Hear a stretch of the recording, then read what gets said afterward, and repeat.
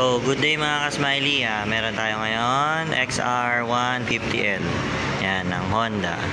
So, nilinisan ko muna to.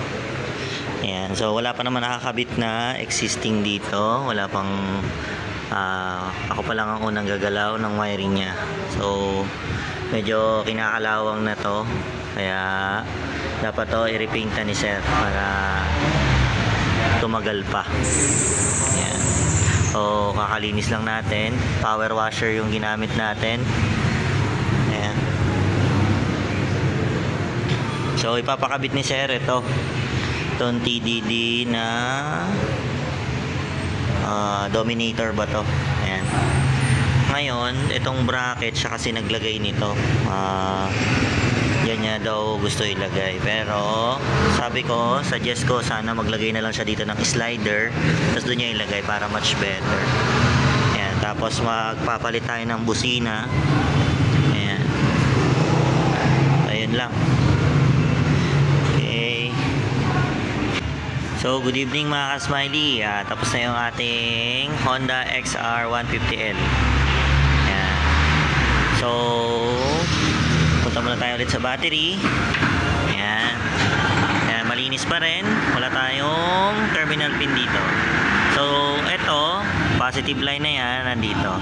So, dito tayo kumuha ng positive. Ayan, dyan. So, yung dalawang positive na yan, pumunta dito sa ilalim. Ayan, then pumunta dito sa dalawang fuse box. Okay, so speaking of fuse box, bakit tatlo to? Yung stock na fuse box ng XR150L, tinanggal ko na. So, fit naman siya sa ganitong klaseng fuse box. Para, ayan, so, nilipat ko lang yung stock na fuse. So, para sa ignition to. Then, ito na yung sa akin. So, white and violet. Ayan. So, yung white, horn yan, 15 ampere. Then, yung violet 15 ampere din kasi may mga bulb pa si sir, kaya nag 15 ampere tayo. Okay, so dito gumapang, ito yung dalawang positive wire na galing na sa fuse. So nandito yung setup natin ng relay. Ayan, nandito sa gilid. So gumamit ulit tayo ng mga stock natin na PIA horn bracket, tapos naglagay tayo dito. Ayan, tapos yan, para maganda yung pagkakalagay ng relay. So, nakaslant naman yan. So, yung tubig, prone naman, paibaba lagi.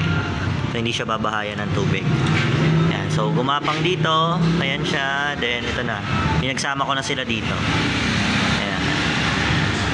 So, itong negative na to, ito yung negative natin ng horn. Ayan. So, ang horn pala natin is circuit horn. Dalawa yan. Ayan, kabilaan. So, parang tunog kotse or higit pa. Ngayon, yung negative naman ng ating mini driving light nandito. Okay, nandun yung sa horn, sa likod. Tapos, ayan, pinagsama ko na lang sila. Ayan, dito din lumabas.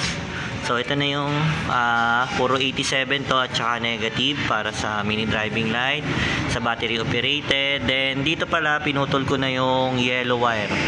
So, yung yellow wire, inangat natin yung isa dahil dugtong yun dun sa park light. So, umakyat na siya dito. Then, yung isang yellow wire naman, dinugtong naman natin siya dun papunta sa relay sa 87 para may supply na ng battery operated yung yellow wire dito at saka yellow wire ng mga stock.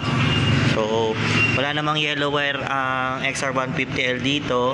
Kaya safe na agad di battery operated dito pa lang sa regulator. Ayan, so dito gumapang ang wire. Ayan. So, ito yung pinakabit ni sir, TDD Dominator. Ayan. So, si sir na naglagay nitong bracket na to. Ililipat na lang daw to ni sir.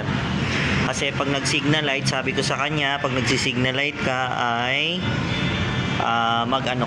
off mo yung TDD kasi hindi ka makikita na nagle-left turn ka or nagra-right turn ng kasalubong mo.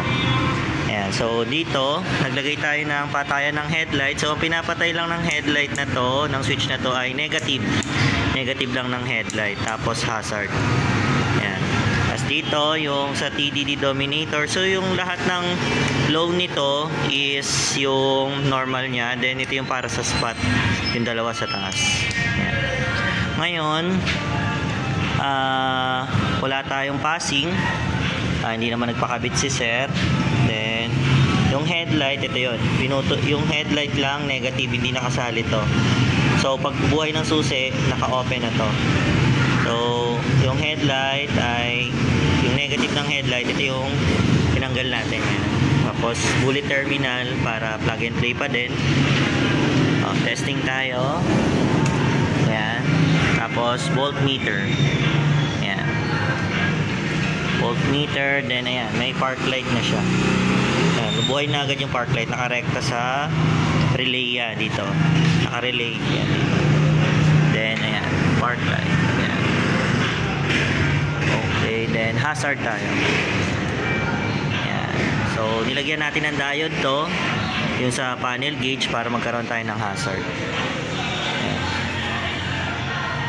Tapos nagpalit din tayo ng flasher relay.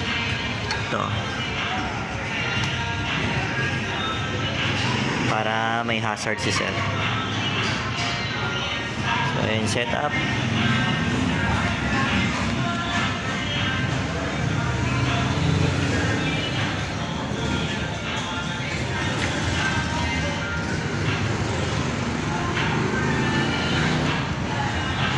Dito ko nilagay yung TDD balas.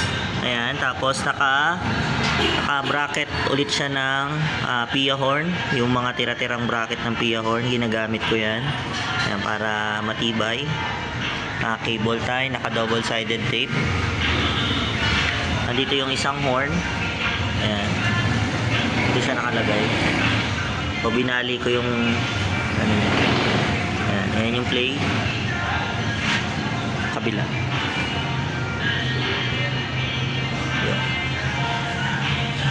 Tapos ito yung voltmeter ni sir. Ayan, voltmeter. So ito yung park light sa likod, yung color blue na may lining na yellow.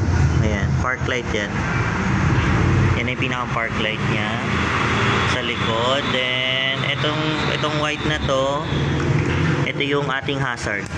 Ayan, ayun, sa hazard natin.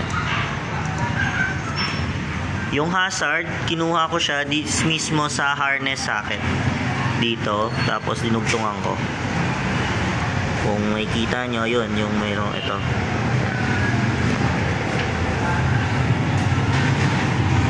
Okay, so yun lang mga ka-smiley.